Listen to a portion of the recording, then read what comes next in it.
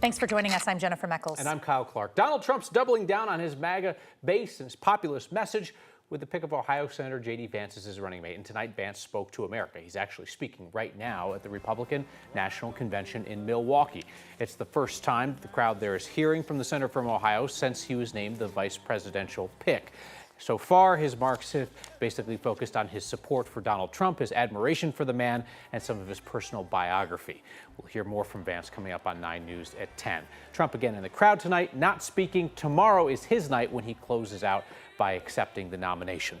Donald Trump, of course, had a vice president when he was in office previously, but Trump cut ties with Vice President Mike Pence when Pence refused to help Trump overturn American democracy and keep them in power after their election loss. Trump supporters who attacked the Capitol called for Pence to be killed that day. Vance is expected to be far more compliant with Trump's wishes. The man who shot Donald Trump and 3 other people at a rally for the former president last weekend had photos of both President Biden and Donald Trump on his phone. That's according to officials with knowledge of this investigation into the shooting. CNN is reporting that phone also showed searches dating back to this spring, looking for the dates and locations of Donald Trump rallies and for information about the RNC and the DNC. Investigators say the gunman opened fire on the stage from a rooftop about 150 yards away.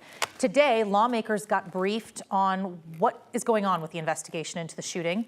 And they say that law enforcement told them they got a report of a suspicious person an hour before a gunman opened fire on the former president. We also now know the shooter went to the rally with a rangefinder. Because it's not a weapon, security let him through. Investigators say he left the secured area. They believe he got a gun from his car and then climbed onto that roof. He's taking the rangefinder and he's looking through it at the counter sniper positions. And one of the counter sniper positions is looking at him through the scope. At this point, there's not a gun in the picture, as I understand it, but they're saying he's looking at us, looking at him. That's when some witnesses who saw the gunman alerted police. Video analysis shows that shooting started just a couple minutes later. The Department of Homeland Security is now investigating how the Secret Service handled this assassination attempt, and DHS is also reviewing the Secret Service counter-sniper team's preparedness and operations. The White House says that President Joe Biden has tested positive for COVID today while he was campaigning in Nevada. The president then flew home to Delaware, where the White House says he is going to self-isolate and continue working. The administration says Biden has some mild symptoms and that he's already had his first dose of Paxlovid. This comes on the same day that Biden said, for the first time, that he would reevaluate whether he should still run for re-election if doctors diagnosed him with a serious medical condition. COVID cases are on the rise in states across the country and here in Denver. Doctors at National Jewish Health say they've seen a steady rise in COVID cases and hospitalizations. They say most of those cases have less severe symptoms, but cold or flu kind of thing. Doctors say the uptick in cases involves different Omicron variants that can change over time. There are a couple different variants out. They're still all part of Omicron, but they just kind of come and go. So there's not one that's overly dominant right now. There's just a little transition and shift like we've seen before. I think it's more people gathering together and traveling for the summer holidays. Doctors say there is a new booster vaccine coming out in September that they recommend for everyone. We're now wrapping up another, I don't know if I say hot a summer day here in the metro. Despite clouds rolling through, temps did reach into the upper 80s. Not bad compared to where we have been. We're also tracking some severe storms earlier. Those have now moved out of the area. Taking a live look at the radar right now. Most of the business heading out east. Some showers out there tonight that we are still keeping an eye on. Kathy, I grabbed that foreign object out of my closet today, a sweatshirt. Right? This morning. It was nice. A little chilly. Yeah, this morning and then yesterday morning, some temperatures were in the 50s, which it's been pretty cool. It was beautiful. That's right. We're still tracking showers tonight, Jenny, and they've been gentle rain showers for the metro area. All the storms with wind and hail have been east, trending east across the plains as we move into the mid-afternoon and early evening hours. We'll continue to track these storms tonight. A little warmer, a little drier tomorrow. The weekend looking good, but not entirely quiet. We're down to 64 in Denver right now. That feels amazing. Upper 60s in Greeley and Fort Collins, so a nice, comfortable evening out there. there. And we're watching as those winds are increasing out of the east and southeast. Sometimes you can get outflow boundaries on collapsing thunderstorms that will form other storms. We're not seeing that yet, but I'm watching that easterly flow. Heaviest showers are out to the north and east through Sterling and Burlington into Ray. And those storms are not severe, but a lot of wind, a lot of lightning. And we're still looking at maybe the potential for a few light showers coming into Denver and Lakewood over the next hour or two. We're not really in the outlook for severe weather at this point anymore, just some gentle showers. We'll check the radar again and have a look ahead to the weekend forecast coming up.